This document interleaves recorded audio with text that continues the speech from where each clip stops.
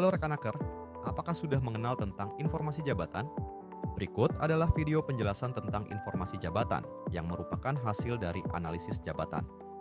Informasi jabatan. Informasi jabatan merupakan catatan atas sekumpulan fakta atau deskripsi data jabatan berupa tulisan yang merepresentasikan atau menunjukkan situasi dan kondisi sebenarnya dari suatu jabatan. Informasi jabatan disajikan dalam bentuk Kamus Jabatan Nasional atau KJN dan Klasifikasi Baku Jabatan Indonesia atau KBJI. KJN menyajikan informasi jabatan menurut kategori atau lapangan usaha berdasarkan Klasifikasi Baku Lapangan Usaha Indonesia atau KBLI.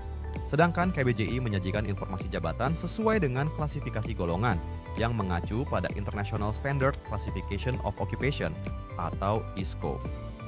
Ada 11 poin manfaat informasi jabatan, mencakup perencanaan tenaga kerja, proses antar kerja, bimbingan jabatan, penyuluhan jabatan, rekrutmen, seleksi, pelatihan, penataan jabatan, penyusunan skala penggajian, penyusunan SKKNI dan KKNI, dan Critical Occupation List. Dalam lingkup pembaharuan informasi jabatan, ada langkah-langkah yang harus dilakukan, seperti menghimpun, mengolah, dan menyajikan informasi jabatan nasional di seluruh kategori lapangan usaha, sehingga pencari kerja, pemberi kerja, dan masyarakat luas dapat mengetahui dan memahami informasi jabatan yang tersedia dan berguna bagi aktivitas ketenagakerjaan. Analisis jabatan. Analisis jabatan adalah proses, metode, dan teknik untuk mendapatkan data jabatan, mengolahnya menjadi informasi jabatan, dan menyajikannya untuk program kepegawaian, ketatalaksanaan, dan pengembangan organisasi. Ada beberapa tahapan analisis jabatan hingga menjadi informasi jabatan, dimulai dari pengumpulan data jabatan, pengolahan data jabatan, verifikasi data jabatan, hingga penyajian informasi data jabatan. Klasifikasi Baku Jabatan Indonesia atau KBJI.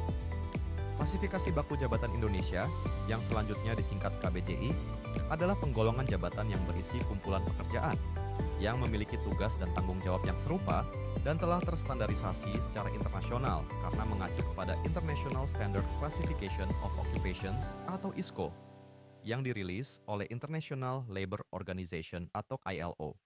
Adapun manfaat dari KBJI, yaitu menjadi acuan dan standar nasional informasi jabatan Indonesia, dan juga sebagai referensi untuk 1. Perencanaan tenaga kerja, 2. Pelatihan kerja, 3.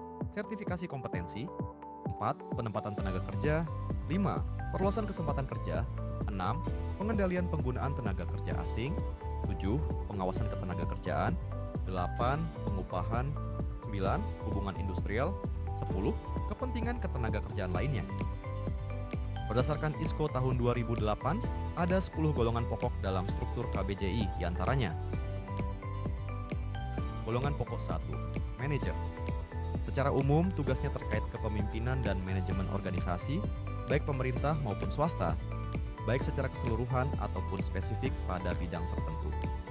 Golongan pokok 2, profesional.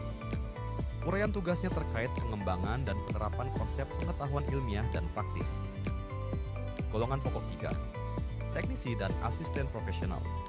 Melakukan pekerjaan teknik dan tugas dalam pengembangan dan aplikasi pengetahuan ilmiah dan praktis, biasanya bekerja di bawah arahan profesional. Golongan pokok 4, tenaga tata usaha.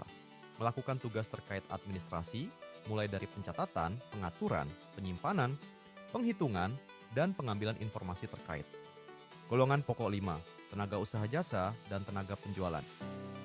Terkait penyediaan jasa, misalnya terkait rumah tanggaan, catering, perawatan pribadi atau perlindungan, dan tenaga penjualan. Golongan pokok 6, pekerja terampil, kehutanan, dan perikanan. Mencakup tenaga terampil dan tenaga teknis pertanian, termasuk juga petani pemilik yang masih terlibat langsung dengan proses dan tahapan kegiatan pertaniannya. Golongan pokok 7, pekerja pengolahan dan kerajinan, dan pekerja yang berkaitan dengan itu. Menggunakan pengetahuan dan keterampilan khusus untuk memproduksi barang dan lain-lain. Golongan pokok 8, operator dan perakit mesin. Mengoperasikan dan mengawasi mesin dan perlengkapan, baik secara langsung atau melalui panel kontrol. Golongan pokok 9, pekerja kasar.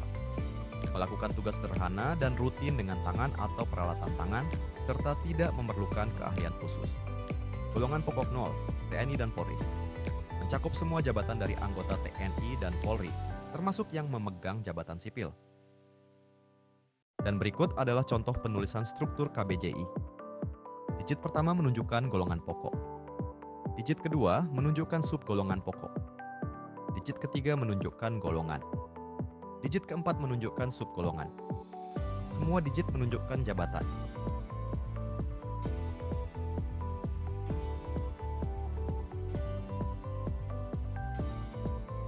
Kamus Jabatan Nasional atau KJN. Kamus Jabatan Nasional yang selanjutnya disingkat KJN adalah kamus rujukan yang memuat profil suatu jabatan pada setiap lapangan usaha. KJN disusun berdasarkan kategori atau lapangan usaha yang mengacu pada KBLI atau dengan tematik sesuai kebutuhan. Manfaat dari KJN antara lain sebagai referensi jabatan kerja dari seluruh lapangan usaha dalam rangka analisis pasar kerja, penempatan tenaga kerja dalam dan luar negeri, dan penentuan upah berdasarkan job value. Informasi jabatan untuk perencanaan tenaga kerja, antar kerja, rekrutmen dan seleksi, program pelatihan, penyuluhan, dan bimbingan jabatan. Di dalam KJN terdapat tambahan informasi yang tidak tersaji di dalam KBJI, antara lain 1. Lapangan usaha. 2. Syarat jabatan yang terdiri dari pendidikan, kompetensi, pengetahuan kerja, pelatihan kerja, upaya fisik, bakat, minat, dan temperamen kerja. Nama jabatan yang ada di dalam KJN tersebar ke dalam 21 sektor yang sesuai dengan KBLI. Berikut adalah 21 struktur KBLI.